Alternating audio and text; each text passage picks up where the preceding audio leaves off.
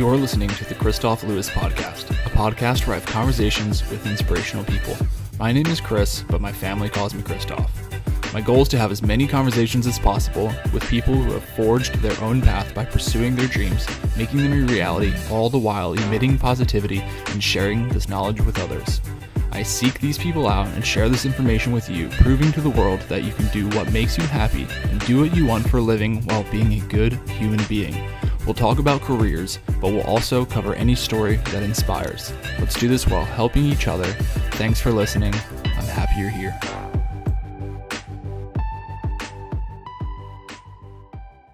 Hello, my friends. Welcome to the Kristof podcast. This is conversation number 39. This is where I have conversations with inspirational people, and tonight I truly have been inspired. I am always inspired, but tonight's conversation, we always try to keep things positive and happy, and this conversation was, but about halfway through we did talk about a very tough subject, and that was suicide. My guest today was Martha LaGuardia-Kotite, and she is a 29-year Coast Guard veteran. She was a captain in the Coast Guard. She's had an impressive career and then gone on further after that to Harvard to get a degree. So she's not stopping. She's continuing to help people, and she unfortunately lost somebody close in her family at a young age that threw her life for a tailspin, to say the very least. So she kindly and emotionally shared all of this with us, as well as a plethora of other great content on how to find your passion. She actually laid out steps, 4 steps to how to get after that, how to find it, define it, and get after it. And then we talked about halfway through about suicide and the loss in her family and how it affects everybody else and what you can do about it and how you can help other people with it. It was very, very good conversation. It was very emotional, and I could not be more happy to have her on here and hear her story. So without further ado, welcome to the Kristof podcast. Thank you, Christoph. I'm happy to be here. Yeah, I'm very excited. I was just telling you, I've been lucky and blessed enough to have a lot of the Eagle Rise speakers. All of you all are fantastic speakers, phenomenal, inspirational, positive. You all hit the mark so perfectly well for what this podcast stands for. So to have someone else here, much like yourself, and to have a 29-year veteran of the military services is very special to me. Always, I'm 9 years just out of the Navy myself, so it's very cool to be speaking with someone like yourself. I know 9 years was a long time. 20 more years than that. That's a whole another set of retirement. That's 20 years right there. That's wild. So thank you. Well, thank you for your service. I'm glad to hear that you're another sea service. Go Navy. Yeah, absolutely. It was a great time. I tell everyone, and I say it on the podcast, I left the Navy with no ill intentions. I had a phenomenal, almost decade of service. I learned so much about the world around me and myself, and I would never give it back. That's wonderful. That's great. Yeah. What job in the Navy?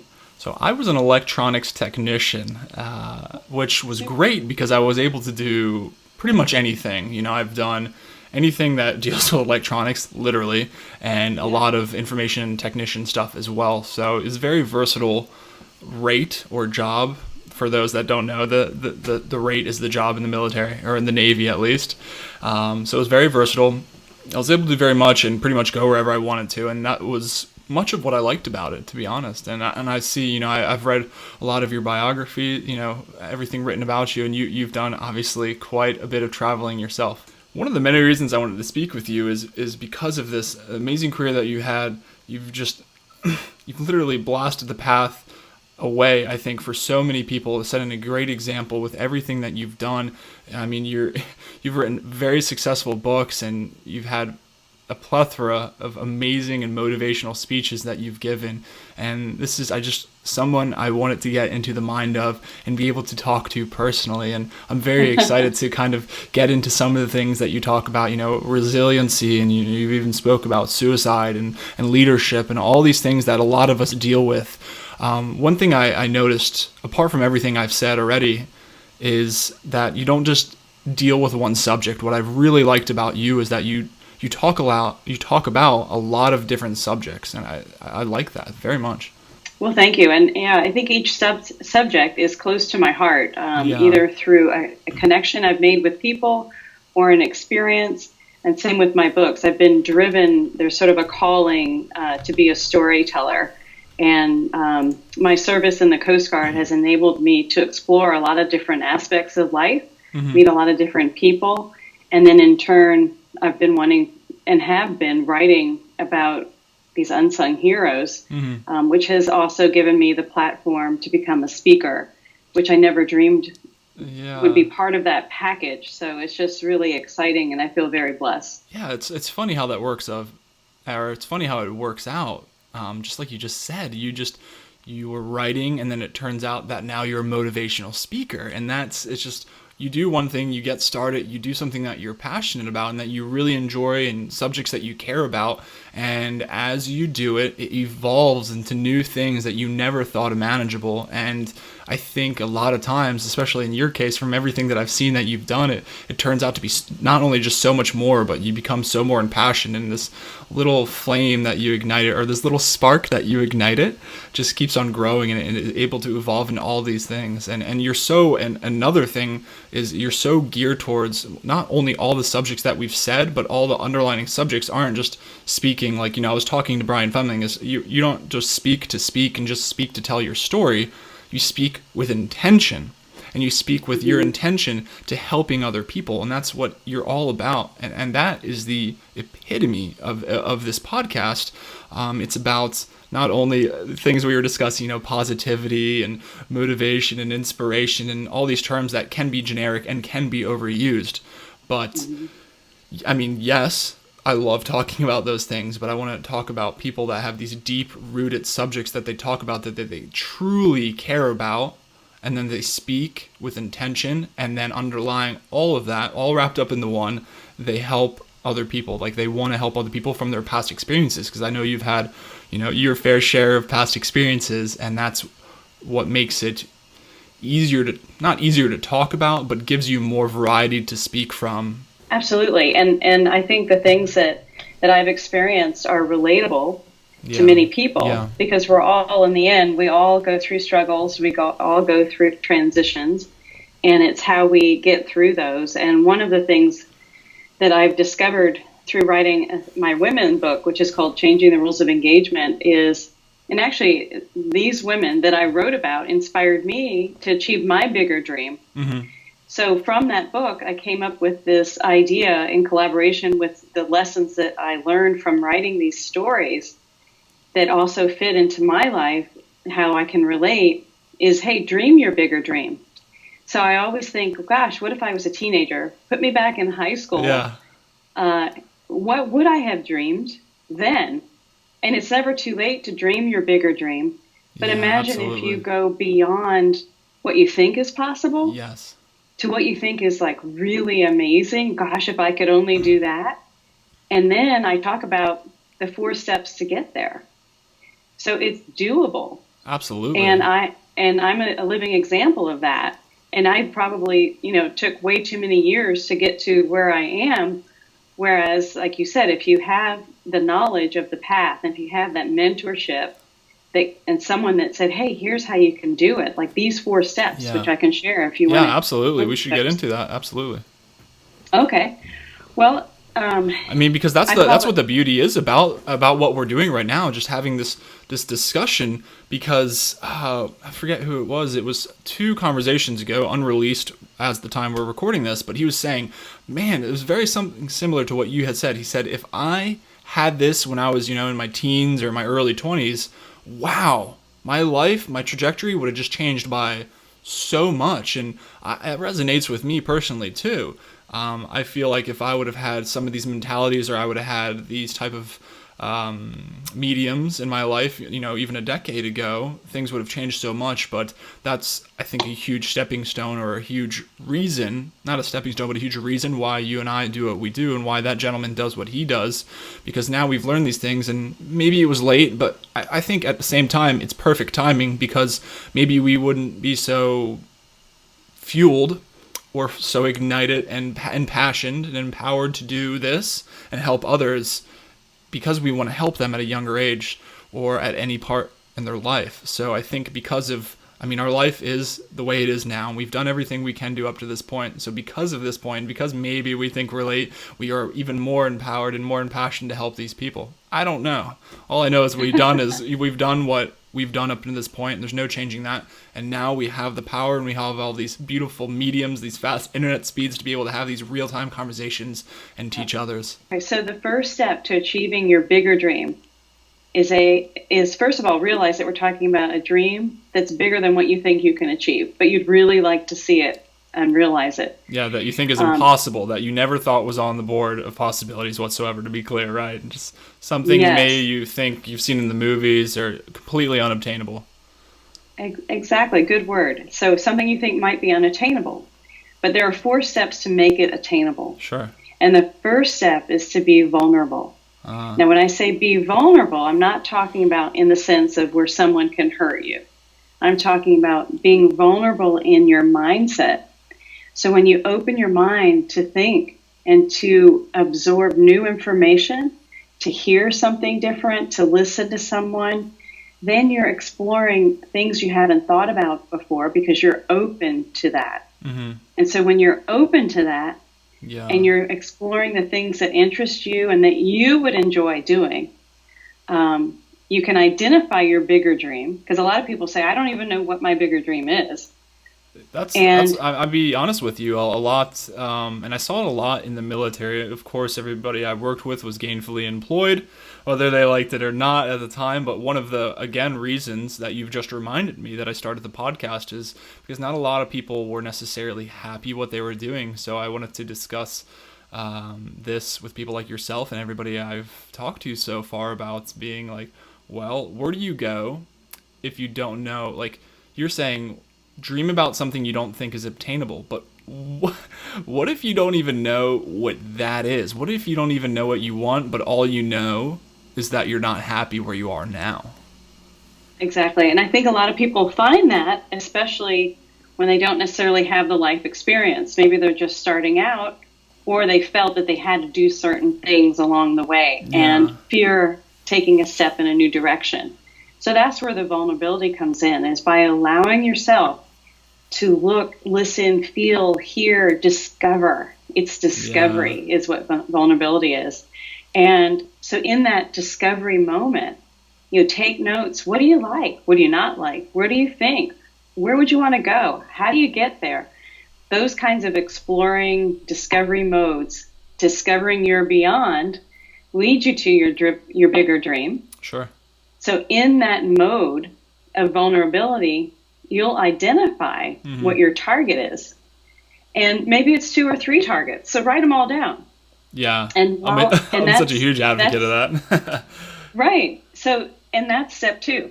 You've identified your goal.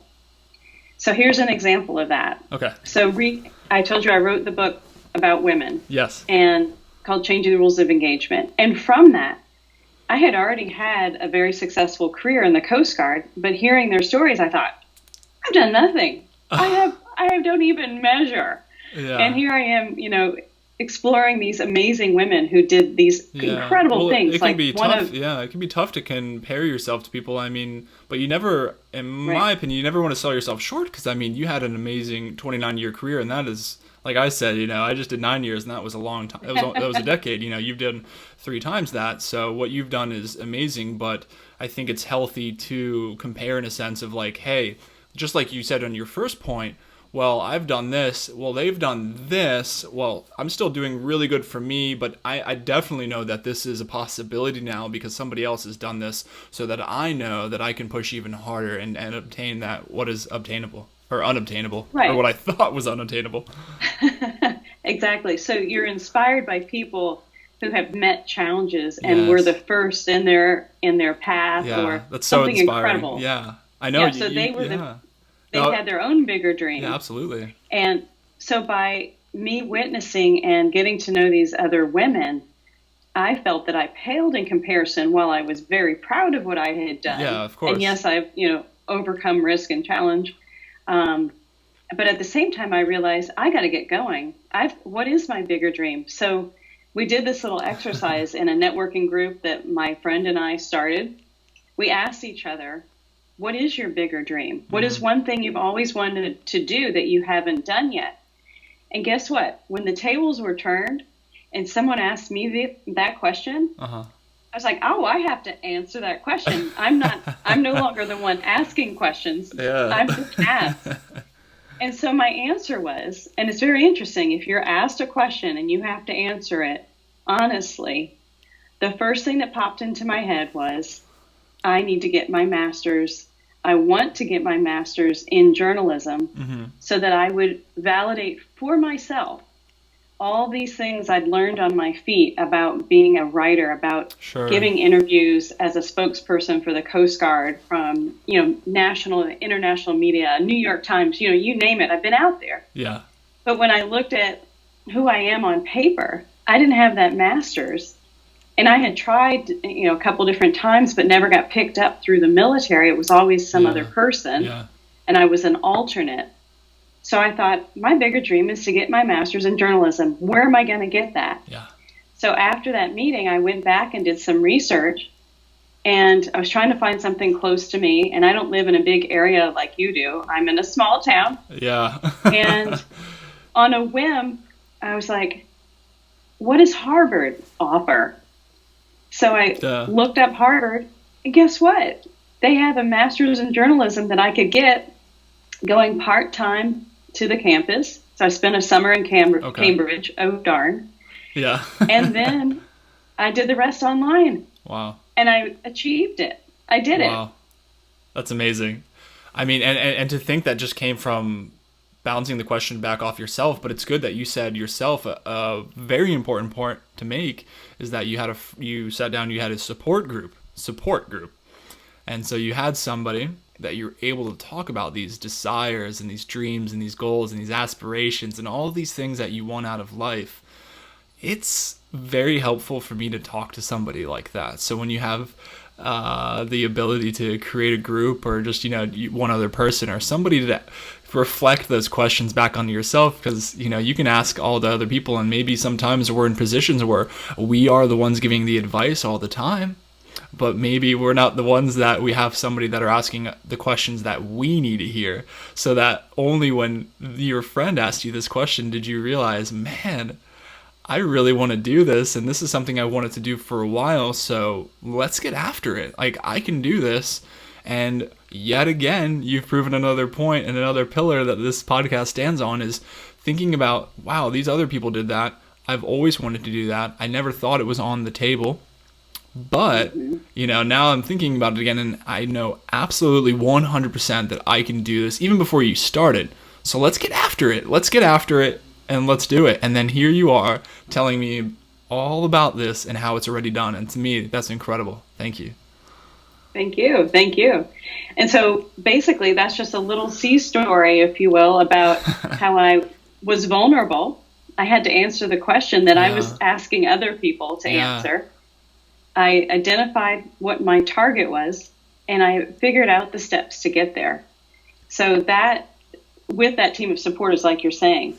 So the step 3, so that's step 1, be vulnerable. Step 2, identify the target. Step 3 is set your compass for that target.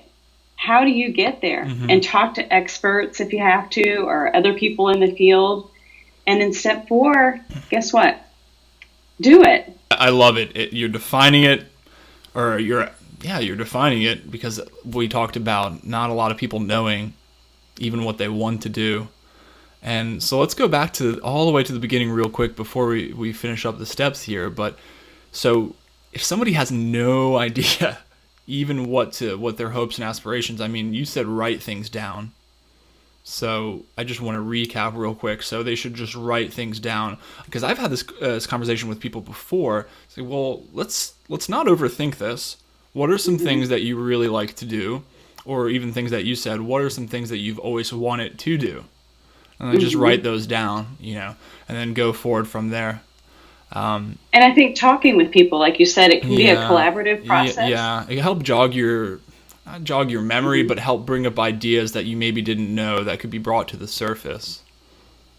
And then the other thing is the beauty of the internet is that we have so much information at our fingertips. Absolutely. So, there's no excuse. So if you're not the type, so if you're not the type of person that wants to go into a room and meet a bunch of new people, you can explore on the internet. You could go to events that are specialized, like conferences for the thing that you're interested in.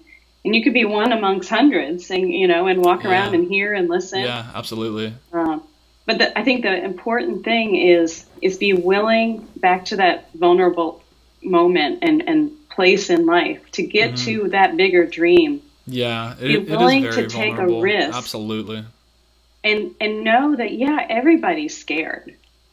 Everybody has a scary moment where they're thinking, there's no guarantee if I change my job and go to what I think I want to do, there's no guarantee. And you can't worry about that, because when you take that step in the direction that you've always want to go, you're going to keep stepping and finding more and more connections, and you will get there. Yes, absolutely. You will get there, and you just have to keep on stepping. Man, I do love that. I love it so much. It's funny how those things come into place when you take the time to actually think about them, write them down, discuss with people. And yes, like you said, if you don't want to talk to people because that's not your thing, that's fine. With today's day and age, it's so easy to go out there. There's support groups online where you don't have to talk to anybody face to face, or even more so, you can do all the research you want to on Google, YouTube, everything you could want to do. There's something out there for you to find it. And then yes, like you said, you could go somewhere physically and you can just walk around and listen to people that way. And I think regardless of the type of personality you have or the type of person that you are, there's a way to what you quantify as success, and there's a way to get what you want out of this life. Yeah, absolutely. And success, like you said, is measured by us individually. Yes. Yeah, absolutely. And don't ever, my opinion is, it's easy for people to judge. It's easy for people to say, oh, I don't like your hair. And I'll be the first to say, I don't like my hair. I wish I had more hair. Well, that's good. That's vulnerable.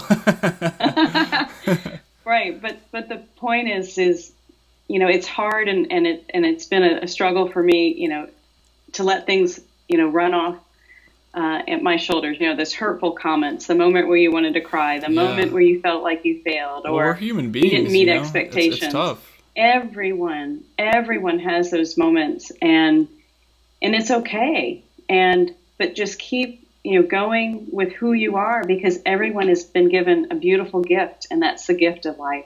Yes. And yes, there's a reason why you're here. Everyone has a purpose. Yes. Every day I say that. I do this silly thing on Instagram, and I I start every single day with this. It's probably silly to most people listening to this, but I start every day with a little video, like a 10-second clip of me playing music, walking. I call it the Shoelace Express, and it's just, I write on there, another beautiful day to be alive, and it's something silly. I pick a song that I like for the day, and I play this 10-second clip, and I put those words on there, and I not force myself, but I remind myself that it truly is another beautiful day to be alive. And people may think it's silly that I do it, but again, the vulnerability, putting it out there, I like putting it out there as a reminder that I truly am. And as much as you go on deployments and you see other foreign countries, and I've said it before to other people here that have done lots of traveling, whether it be military or not, but I know every time I come back to the States, you just don't know how good you have it until you leave for a little while, and it can be unfortunate that that's a thing, but I know every time I come back, I'm very thankful to be here. So the reason I say all of this is because I have this little reminder every single morning that truly, like you said, I'm very thankful to be alive and to have this gift of life every single day, to have these conversations with you, to have people listen to these conversations and be able to learn from them and be inspired, and to see people like yourself that have had an amazing 3-decade-long career. And another point, again, that I love is that you've had this amazing career, 3 decades long, and you're still not stopping. You're not pumping the brakes yet. You're like, I want to do more. I'm going to Harvard. Like, this is, it could be classified as crazy talk, but it's not. It's obtainable. Do you know, like you were saying, but I'm saying crazy because you were saying, like, these are the things that I didn't think were obtainable. I never, if somebody would have told you years before, like, you're going to go to Harvard and you're going to get this, like, you'd be like, oh, you're crazy. But you did do that. Right. So I think that kind of aligns with what you were saying. Like, what do you think in your mind that is unobtainable? What do you think is crazy that you thought would never happen? But these are the type of questions are healthy to ask. Like, you need to be asking these, and then in conjunction with having that appreciation for life and to not take it for granted. I think those fires, it's going to be like gasoline on the fire, and you're just going to light a path for yourself to just really blow through and blow forward and go after what you want to. But you have to be committed, and you have to have that strong support group at the same time. And all of those wrapped up into one, I think, are really going to help you towards success. Yes. And I think something that I think about a lot, and I've said in forums with my last assignment for the Coast Guard before I retired, was I came up with a mantra that was believe beyond. So everybody, our day to day, sometimes we get frustrated. There's not enough money to buy the things we need to do the job we need to do. Yeah. So believe beyond, dream beyond. Where are you wanting to go? What can you achieve with what you have? Lead beyond. So take yourself and others on the path to the positive side. We can do this. We can do more. We can figure this out and have fun. Yeah, absolutely. That's an important note to make. You can have fun.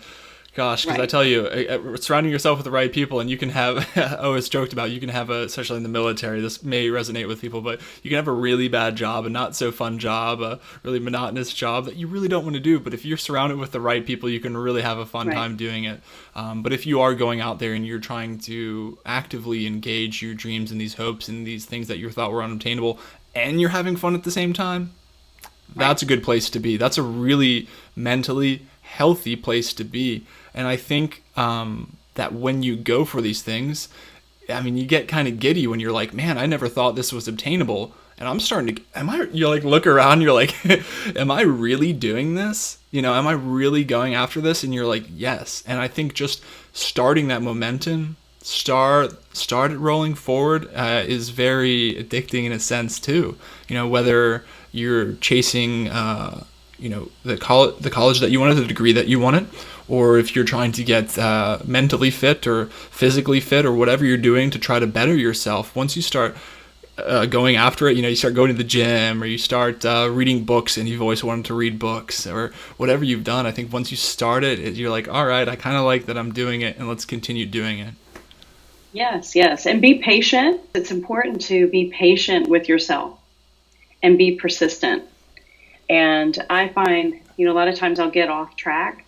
Like I've been wanting to write a novel, and then I had an opportunity to write a story for a business magazine. So I said, oh, okay, that's bringing in money. I will write the business story. Yeah. But then that puts me off track from the novel. So now I need to get back to the novel. Yeah. But I have to, forgive myself for the diversion because they were both good things to work on. Yeah. It just meant that, part of life came up with another little distraction for the moment. But I'm patient with myself, and now I'm going to go back and write the novel and try to be persistent. Yes, patience. With that. Yeah, and then have the ability to bring yourself back to it because it can be hard. We were talking about getting started, but a lot of times when that momentum is halted and you're static, it's really hard to get going again. So right. Yeah, I would personally recommend, what works best for me is to just don't think about doing it and just do it.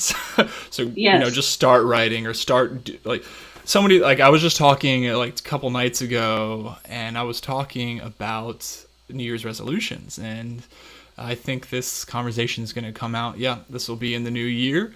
So if you're listening to this already, it's past the new year. But at the time of the recording, it's December. And I was talking about New Year's resolutions and how I don't like them personally, because I think that, yes, it's good. Maybe you're using this as a milestone to start something, but why not start today? Why not start right now? Why wait 2 more weeks to go to the gym? go tomorrow morning. If you want to start reading, or if you want to start writing your novel, start tonight. You can write a little bit tonight. I'm sure you can write a little bit, in this example, or right. whatever you want to do. So, right. And there's no time like the present.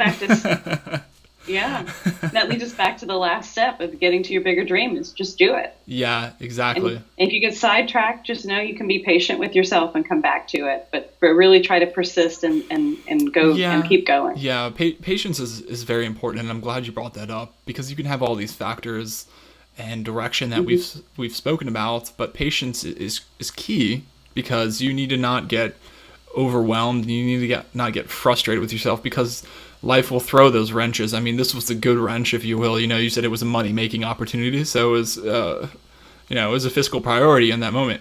Totally get it. Right. But you need to be able to kind of reel yourself back in and put yourself back on the tracks.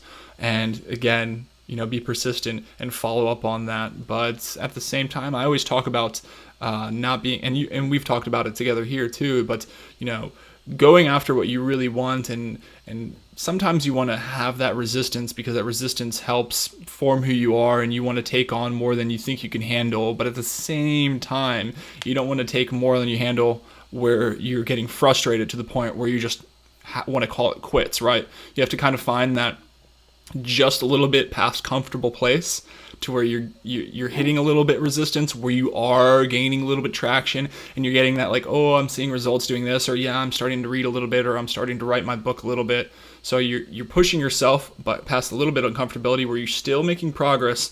However, you're not completely overwhelming yourself, right? So I think a good example may be, if you're at the gym, you can underwork yourself and not see any results, right?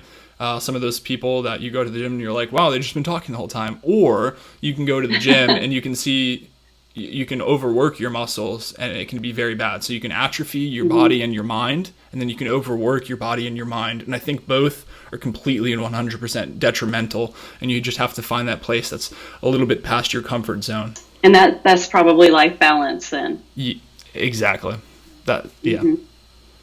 And there's something I wanted to add into the segment, if it fits here. Absolutely. It would be all right to talk about Sure. something that's near and dear to my heart. Please. And it's and I'm still trying to formulate how I would put this up on stage. So it's a work in progress at the moment, and I welcome feedback too. It's about the importance of knowing about suicide and the aftermath. And I think that we can prevent suicides by knowing the depth of the hurt, the horror, the impact of someone who has chosen to take their life, what they leave behind, the space that they create in the lives of others, because every person has a connection to many other people. Even though the person that is at a point of saying, I'm taking my life, they don't see the light. They only see darkness, and they think it's a permanent thing. Yeah. I can tell you from experience, having lost a brother to suicide early on in life, and it's been part of the reason why I joined the Coast Guard, irony, to save lives. Yeah. And it's just amazing how my path has taken me from where I was in the darkness of the days following and years that followed my brother's death, to realizing that he had no idea what he was leaving behind by choosing to take his life and making it a permanent solution to a temporary problem. Yeah. And if there's a way to express to people that are contemplating suicide that there is an option for you, we just need to get you safe for now. Yeah. And if you're safe for now, we can start talking about how to help you find the light, because all you're seeing is darkness. And I think part of finding that light is understanding how important you are to so many others, and that maybe in your darkness, you're not seeing that connection or feeling that importance. But when someone leaves this earth by choice, like my brother did, it changes the lives of so many forever. It is such a painful, horrific, long-term path that we as survivors have to climb through to get to a point where we can even talk about it. It took me 10 years to be able to even say that I had lost a brother to suicide. I can't imagine. And, I mean, thank you for sharing. I can't wrap my head around it. I mean, I agree with everything you said about it, but I don't think that's something that will ever be easy to talk about. But again, it is something that I know you want to talk about because we want to be able to help other people, and that's what this is about. So to be able to bring something up like that is extremely close to your heart, with the intention of helping other people, it means the world. And I know that there are people out here that do need to hear that, because like you said, it is most definitely a permanent solution that affects to a temporary problem that affects everybody else that's left behind. And you said, and you were, it was years for you. I mean, you said it took about 10 years to talk about it, but it sounds like there was some, I mean, of course there were some tough years behind that, but it sounds like maybe in your own life there were some really difficult things, like it really was tough for you to recover from. Oh, absolutely. And it's tough for other people that I've come in contact with who will share with me that they lost someone to suicide. People are devastated when they lose someone to suicide, because it wasn't like you saw it coming, or even if you had an inclination that maybe someone was thinking. The fact that this person is now gone and didn't see that there was some light and that space that is left. It's kind of like I just saw in the theater here a couple nights ago, a stage performance of It's a Wonderful Life, which is the movie. And I never really watched the movie, but it all came together on stage when they were sharing how the main actor in that movie, everything kind of crashed down on him. He always wanted a life where he could travel to Europe and do all these other things, and he always kept finding that his life was closing in on him to work at this bank and loan for the family, and he never got to do what he wanted. So in the end, they were coming after him to get his bank again, to take it from him, because he had lost some money. And he didn't lose the money, but someone else did. So he was caught between a rock and a hard place, and he found no other way out. And then the angel says, I'm going to treat you as though you'd never lived before. And then he saw what life was like without him in it. His wife wasn't there. His kids weren't there. All these things back to when he would have been born were different because he wasn't there.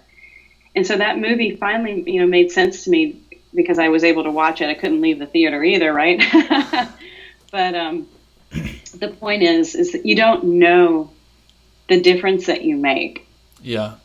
No one really knows that. I love that. And that's why compliments are always so well received, right? It's like, oh, really? And we all love to get compliments.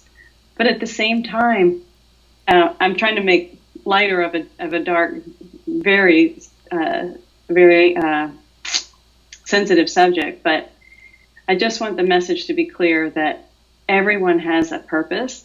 Yes. Everyone has been given a gift of life. Yes. And everyone is of value. And if you haven't necessarily seen why you're of value, get to a safe place for now and let's talk. Yeah, absolutely. Let's find someone that you can talk to. Let's make that connection. Please. And you will find, if you stick around for a little bit, let people show you that light again. Because without you, there's so much pain, there's so much loss, so many lives are nearly destroyed because of that act in a moment that made something permanent that could have been a temporary situation, that yes, you can get through it. Absolutely. Having people in your life to talk to you like that, I mean, we've talked about support, friends, family, people that you can talk to, right? On a serious level. You just can't do it alone. I mean, I've talked, it comes up all the time on the podcast. Like having, like, your spouse, having a great relationship where you can talk to them, or having a friend, or just somebody to help you through life, because it's really not easy. And we've all, I mean, I'm pretty confidently can say we've all had very dark moments, very, depressive thoughts at least, or just overwhelmingly negative thoughts, and keeping it to yourself. Whew, I'll tell you, it's a bad place to not be able to share these trials and tribulations that we go through. It's a lot easier to do it, to brave the storm when you're interlocked with your friends and your family, and you're able to share that with them. And if you are, as you said, in those dark places, and you really don't think there's a way out, you have to at least do what you said and talk to somebody.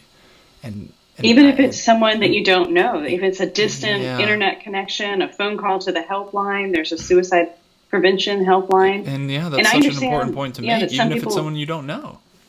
Exactly. And I understand that maybe sometimes people feel that they can't talk to someone in their family. So that's a very good point. I'm glad you bring it up. There's a lot of instances like that, and suicide is one of them. Something like that, you don't want your. And now again, I'm speaking from someone who hasn't been directly affected in that close of a circle, but I can, and please correct me if I'm wrong, but I would think that if I was the one feeling that, or I can. Here, I'll say this. I have had very negative and deep. I've never been suicidal, but I've had very bad thoughts about bad decisions I've made in my life. And I was very hesitant, to say the least, to talk to my family about them. So I can imagine if I felt like that, I wasn't, suicidal, but I was thinking very, very bad thoughts about myself. So if I did not want to talk to, and reasonably so, if I didn't want to talk to friends and family about that because of worry of how they would think or perceive me, or gosh knows what, but yes, talk to a professional if you can, right? That's a good point. Exactly, if you can, because here I am, speaking from experience and babbling, and I'm trying to think about, how I would approach that in my situation, because I've had these bad thoughts, but I do know that talking to somebody, at least getting the thoughts out of my head, and maybe somebody's like, hey, let's talk about this on a serious level, and you're going to be all right, and we're going to pull through. And I know it's bad. I know it sucks right now, but we're going to get through it. And I think hearing those words can be so helpful, and knowing that you have somebody that's going to help you get through it, and that you're not going to do it alone. Yes. And that's a good point, is if you're in that place where you see no way out, get to a safe place. And even if it's maybe feels weak to ask for help, ask for help from some way, somehow. And understand too, it was when I was a lieutenant, so a junior officer in the Coast Guard, a chaplain walked into my office in Seattle. I was on active duty, and he sat down and he says, Lieutenant LaGuardia, and we had just met. He says, I have a seaman up in Alaska who just attempted suicide. He survived, and he wants to talk. He said, I don't know what to do or how to do this, but how do we tell this story as the suicide prevention profile? And I was like, this is amazing. This chaplain walked into my office, and I was the district public affairs officer. So he was in the right office. Yeah. But to talk with me, he didn't know my background. Yeah. He didn't know that I had been a survivor of that. He didn't know that I was going to night school for film and video, learning how to make films and videos. And I said, Chaplain, if you can trust in me, I'm finishing this course. I think I can do it. And this is close to my heart. So the subject matter is very relatable, something I would really be committed to and passionate about making a difference with. So he went back to Washington, D.C. and got the financial support and the commitment from a team of chaplains to let Lieutenant LaGuardia and this other chaplain put this thing together. So in this video that we put together, became a suicide prevention training video. We profiled this young man who had attempted suicide and survived. And we profiled people who had lost a dear one, friend, family, coworker, to suicide. And in that time frame of going through all those interviews and being the director and co-producer, I also interviewed a psychiatrist And he said, you know what? Something I'll never forget. He said, Martha, there are people walking around every day feeling suicidal. You could look out on the street and look at all those people, and there's going to be a collection of that group that are walking around feeling suicidal. Yeah. So it's not unusual. Doesn't mean you're weird or wacky. It just means that that's probably a common thing that happens from time to time in everyone's life at some point, perhaps. And it's how far do you take that? Do you get the help? Do you understand that it's a temporary situation that you're in? Mm-hmm. And by articulating what you need and where you are and where you want to be, you will get the help. People care, and they will help you find a way out of the darkness back to the light. And then there won't be that empty space in the lives of so many others because you decided to stay and be a part of life. Absolutely. You really do have much more impact on those around you than you think you do. Like you said, when you pull that person out, or when you pull yourself out of that life, whew, I mean, and you know yourself, and one of the things I really liked that I heard you say is it just realizes, or makes you realize the fragility and the shortness of life. And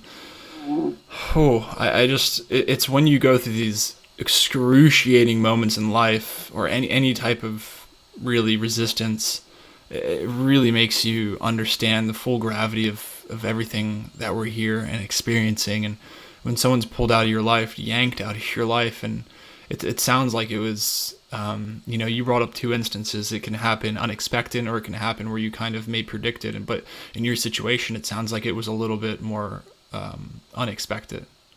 Absolutely. Complete shock. And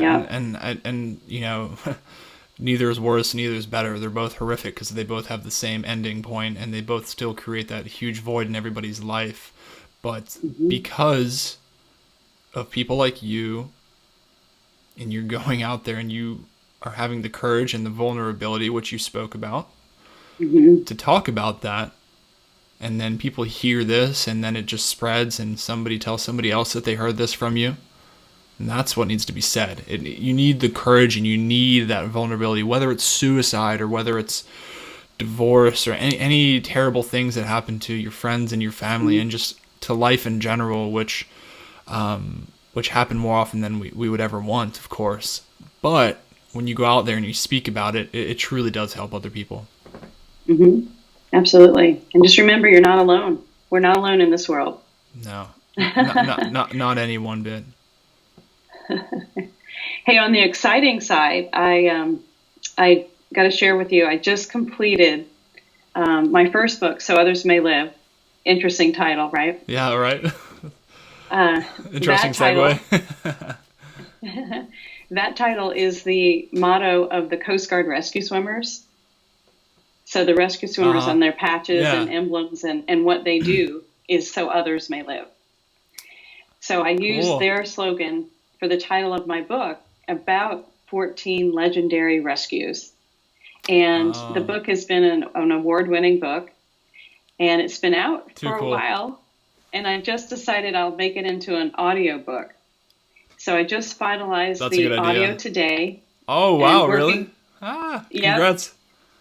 But thankfully for listeners, there will be a professional producer reading most of the book. I'll read a few things, and we're going to launch it in time for Christmas. So by the time folks hear this broadcast, it'll be available for audio as well. Well, we can get that information quite easily, put it in the summary of all these videos and YouTube videos and all the iTunes files, and we'll be able to push that out as well. But that's incredible today. That's so cool. And audiobooks are great, because that's why I love podcasts personally. I mean, this is on YouTube as well if you like to watch that, the interaction. But I love podcasts just so you can go and just listen to it wherever you're at, if you're on your commute or whatever you're doing. I love doing it when I'm driving, long distances. So to be able to have a phenomenal book and be able to listen to it as well is really great. I love when books do audiobooks. So I think that was a great decision. Thank you. Thank you very much. Yeah, and just in time for Christmas. Perfect timing. Yes, yes, yes. And a very, very, very cool. You definitely, another thing of, and I've said that a lot, and I do mean it every time I say it, but one of the things I really do like is that you pull from all these personal experiences, and I think that's one of the many reasons that all these things, all these experiences, and all this resistance that we meet in life, it makes for a hell of a great story. And all the, it's really good to be able to go through all these things and to share, when we talked about the things that are harder to talk about, or the things that are really cool and amazing and, equally and differently inspiring about all these things that you just described in your book. So definitely need to share the stories, and it can be tough to read or listen to, when we're talking about certain things. But ultimately, there's always a great underlying theme, and that's to help other people and to know again and again and again that you are not alone, no matter what. Absolutely. You are not alone. Martha, it's been such a pleasure talking to you. Absolutely. Absolutely. Thank you so much for your time. Thank you, Kristof. I've enjoyed every minute. Appreciate it. Absolutely. It's tough to talk about some of the things we talked about easily. And like I said, I haven't personally experienced that, but I do know many that have, unfortunately. So it does mean a lot. It means so much to be able to share that, especially on a platform where even more and more people are going to listen to it. And then you said you eventually wanted to speak about it. So I know if you're listening to this, I mean, just looking at you, and I didn't know what you were going to say yet, but I already knew that it was going to be near and dear to your heart. So I know it takes such an emotional toll, and this is years later, obviously. I mean, clearly you don't forget anything like that or anything remotely like that, but it takes a lot of courage, again, to talk about. So thank you for sharing that on this podcast, and so that other people can hear it. And I know I don't have to say this, but I know I can't wait for you to continue to talk about it, and to continue to talk about it in a platform of where you can speak with it publicly and reach people like that, because that definitely has a certain impact as well.